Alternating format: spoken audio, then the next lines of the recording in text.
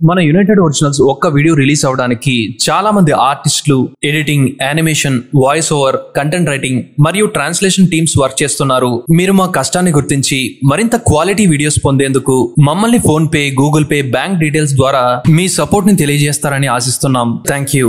మనం తిరుమలకి వెళ్ళినప్పుడు గోవిందా అని మనసారా స్మరించకపోతే ఆ దర్శనం ఖచ్చితంగా అసంపూర్ణంగా అనిపిస్తుంది. క్యూ లైన్ లో ఉన్నప్పుడు బిగ్గరగా గోవిందా గోవిందా అన్న నామస్వరాలు వింటే తెలియని తన్మయత్వానికి గురవుతాం. అసలు స్వామివారిని గోవిందా అని ఎందుకు పిలుస్తారు, ఆ పేరు ఎలా వచ్చింది అన్న విషయాలు చాలా మందికి తెలియదు. గోవిందా అని భక్తుల చేత పిలిపించుకోవడానికి ఆ కలియుగ దైవం వెంకటేశ్వర స్వామివారే కొండ దిగి వచ్చారంటే మీరు నమ్మగలరా? ఇంతకీ గోవిందా అన్న పేరు ఎలా వచ్చిందో ఇక ఏమాత్రం ఆలస్యం చేయకుండా తెలుసుకుందాం.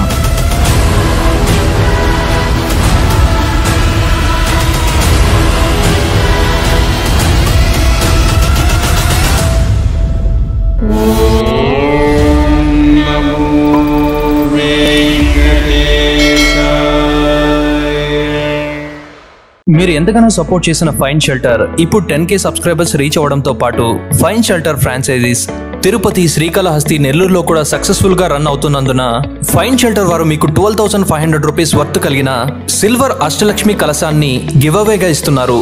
ఫ్రీగా గివ్ అవేలో పార్టిసిపేట్ చేయదలిచిన వాళ్ళు డిస్క్రిప్షన్ లో ఇచ్చిన ఫైన్ షెల్టర్ లింక్ ని క్లిక్ చేయగలరు. Fine shelter. ఒకనాడు వెంకటేశ్వర స్వామివారు అగస్త్య మహాముని ఆశ్రమానికి వెళ్తారు. అగస్త్యునితో, నా పేరు శ్రీనివాసుడు అంటారు. మీ ఆశ్రమంలో చాలా గోవులున్నాయని విన్నాను, అందులో ఒక దానిని నాకు ఇయ్యవా అని వెంకటేశ్వర స్వామివారు అగస్త్య మహామునిని అడుగుతారు. అందుకు సంతోషించిన మహాముని, స్వామి, నీకివ్వడానికి నాకు ఎటువంటి అభ్యంతరం లేదు, కానీ మన వేదాల ప్రకారం సహచారిని ఉంటే కానీ గోవుని ఇవ్వకూడదు అంటారు. కాబట్టి స్వామి, మీరు మీ సతీమణితో మరోసారి ఇక్కడికి రాగలరు అని అంటాడు. సరే అలాగే అని స్వామివారు వెళ్ళిపోతారు. అదును చూసుకుని సరిగ్గా అగస్త్య మహాముని ఆశ్రమంలో లేని సమయాన స్వామివారు పద్మావతి అమ్మవారి సమేతంగా ఆశ్రమానికి చేరుకుంటారు. ఆ సమయంలో అగస్త్య మహాముని శిష్యుల్లో ఒకతను ఆశ్రమంలో ఉంటాడు. అప్పుడు వెంకటేశ్వర స్వామివారు, మీ గురువు గారు నాకు గోవునిస్తానని పలికారు, అందుకు నన్ను సతీ సమేతంగా రమ్మన్నారు. ఇదిగో పద్మావతి సమేతంగా ఇప్పుడు ఆయన కోరిన విధంగానే వచ్చాను, మరి నాకు గోవునివ్వవు అని స్వామివారు శిష్యుని అడుగుతారు. దాంతో ఏం చేయాలో పాలుపోక, స్వామి, ఇప్పుడు మా గురువుగారు ఇక్కడ లేరు, వారి ఆదేశం లేనిదే నేను ఏమీ చేయలేను, మీరు మరోసారి ఆయన ఉన్నప్పుడు వచ్చి గోవుని తీసుకుని పొండు అని శిష్యుడు పలుకుతాడు. దాంతో స్వామివారు ఆగ్రహించి తిరుమల కొండ వైపు గబగబామని నడుచుకుంటూ వెళ్ళసాగారు. అంతలో అగస్త్య మహాముని ఆశ్రమానికి రాగా శిష్యుడు జరిగిన వృత్తాంతాన్నంతా వివరిస్తాడు. దాంతో ముని ఒక గోవుని పట్టుకుని తన శిష్యుల్ని మరికొందరిని తన వెంట పెట్టుకుని పరుగులందుకుని శ్రీనివాసుని వెంట పరిగెడతారు. స్వామి కాస్త దూరంలో కనిపించక ముని అతని శిష్యులు, స్వామి, గోవు ఇందా అని గట్టిగా అరవసాగారు. గోవు అంటే ఆవు, ఇందా అంటే తెలుగులో ఇదిగో అనే అర్థం. అలా ఎంత పిలిచినా స్వామి ఏమాత్రం పట్టించుకోకుండా వెళ్ళిపోసాగారు. ఆయన్ని ఎలాగైనా ఆపడానికి వారు ఇంకా గట్టిగా అరవడం మొదలు పెట్టారు. స్వామి గోవు ఇందా, స్వామి గోవు ఇందా, స్వామి గోవు ఇందా, స్వామి గోవు ఇందా అని ఇంకా ఇంకా గట్టిగా అరవసాగారు. స్వామి గోవింద గోవింద గోవింద గోవింద అని అరుస్తుండగానే స్వామివారి ఆలయానికి వెళ్లి అదృశ్యమైపోయారు. ఆ స్వామివారికి గోవింద అన్న నామం ఎంత ఇష్టం కాకపోతే అలా గోవింద అని భక్తుల చేత పిలిపించుకోవడానికి ఆయనే కొండ దిగి వస్తారు. గోవింద.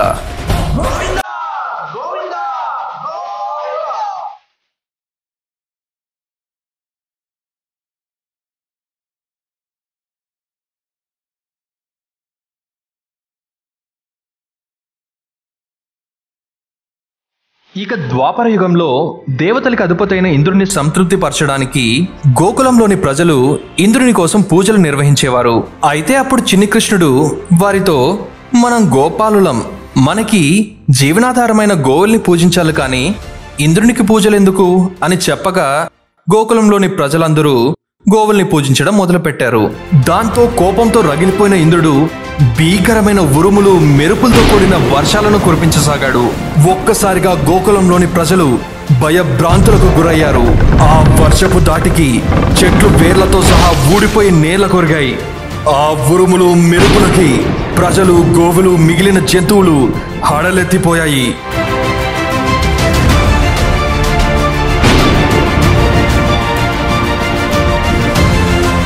దాంతో శ్రీకృష్ణుడు వారిని కాపాడడానికి గోవర్ధన గిరిని తన చిటికెడు వేలితో ఎత్తగా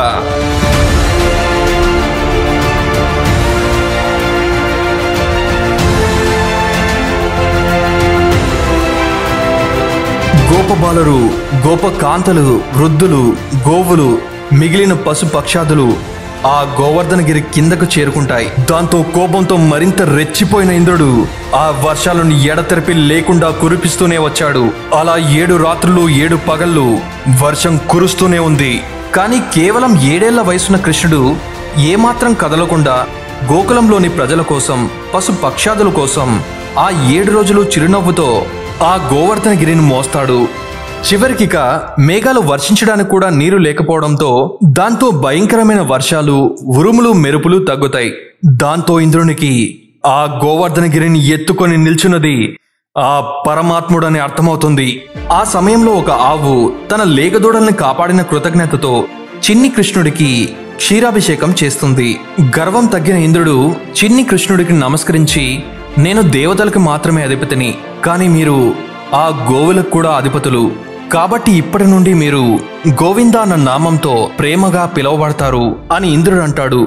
సాక్షాత్తు ఆ శ్రీకృష్ణుడే తన చిటికెన వేలితో తాకిన ఆ గోవర్ధనగిరి ఉత్తరప్రదేశ్లోని మధురా జిల్లాలోని వృందావన్కి సమీపంలో ఇప్పటికీ ఉంది. వృందావనం నుండి గోవర్ధనగిరికి వెళ్లాలంటే దాదాపు 22 కిలోమీటర్లు ఉంటుంది.